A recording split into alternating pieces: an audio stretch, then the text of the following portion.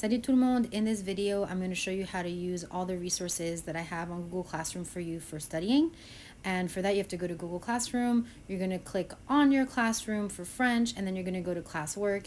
You're going to notice all the themes on the side. If your browser is large enough, mine wasn't, so I never noticed that that was actually something you can do. And then you're going to go to the study and rule sheet section. At the very top, you have verb, vocab, and rule lists. Sometimes it's marked as master docs, depending on what class you have. And those three documents have everything in them. So they take a really long time to load. The vocab list has a bunch of different tabs. And eventually by the end of 7th grade, you're going to have to look up your own vocabulary. But for 6th and 7th, all the vocab are in this document. Generally speaking, based off of, unless it's thematic, based off of a student recommendation, it's in alphabetical order in English, and then the French is on the side of that. You're also going to notice that for nouns, you're going to see M, F, or PLR. M is for masculine, F is for feminine, and PLR is for plural. That's going to tell you what the gender and plurality of your noun is. Sometimes I put an actual article. In that case, you're going to need to know the French articles to decipher it, but we're going to learn that pretty quickly in the year.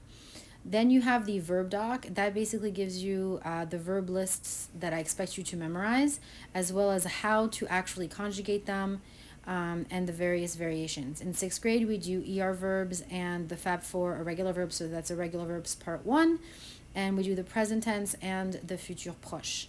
But here you can also see how to conjugate IR verbs, RE verbs, and the irregular verbs that we do in 7th grade.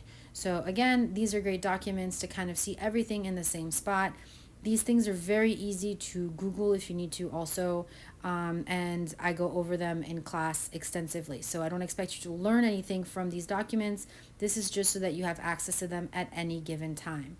The last document we're going to look at is the rules doc. This is a master document. The rules are explained in a very simplified, basic, short way. I have other documents that you can study over that have more examples, more colors, more explanation, and I'm going to show those to you in a second. But over here you see the rules that we're going to cover over 6th grade first semester, 6th grade 6th grade second semester, 6th grade third semester, and then 7th grade first. After that, I really just have much larger study guide, so I haven't really been adding on to this one. But this is a very useful, the rules and topics document is really useful in 6th and 7th grade. Then you have more extensive study sheets that I've created for you. So over here, when you open these, you're going to see many more examples, you're going to see many more colors, and again, these take a little while to load.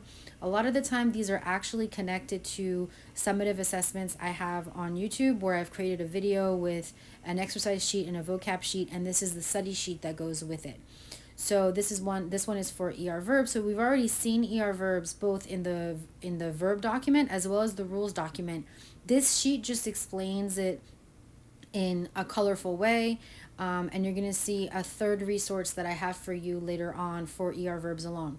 Some of these study sheets have content that we go over both in 6th and 7th grade, so you may go to it for things that we've done in class and then see a portion of it, and that just looks so complicated to you. That's probably because I don't expect you to focus on it until the following grade. So for example, here for negation, there's both things that we're going to do at the beginning of 6th grade, at the end of 6th grade, and at the beginning of 7th grade.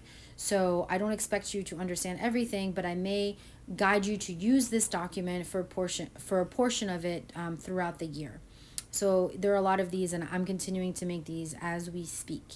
Synthèse de grammaire are all different pages from a textbook that I have for you guys. It's just there in case you want to look at them, but it's not really helpful because it's not in chronological order like the things that we do in class, but I just put it in there just for you. And then I have these I post on Instagram, and then I make these TikTok videos where it's 60 seconds where I just basically explain a portion of a grammatical concept or just a small grammatical concept. And so let's say that you miss a class or you didn't pay attention and you need to hear me explain it. You can watch these little tiny videos and it'll explain those themes to you.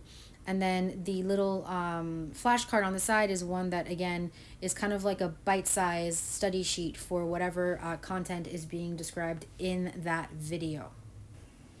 And hopefully I don't look as weird as I do in that. So anyway, these are various study sheets. And then throughout the classwork section, you're going to see homework assignment. This is from what's going to be 801 this year, so I had them for 2 years. So you have games, you have homework assignments, question assignments, various materials, and so forth. And that's what's to expect while you're in here. So under the theme or topic rather of seasons, you're going to see tons of different resources for seasons and weather. So sometimes the resources are not under study guides, although I've added the seasons and weather since I've taken this video, but you'll have some study resources under the topic that you're studying as opposed to under study sheets.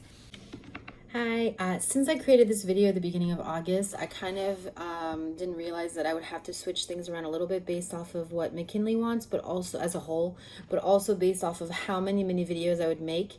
So just keep in mind that all of the materials that I went over in this video are still the materials that are listed on Google Classrooms under classwork. There may just be a few different topics for the various types of study materials, and they're always going to be at the top of the classwork tab. So just look for them. Just know that they may have slightly different names, but they're still very much available to you at all times. I hope that helps.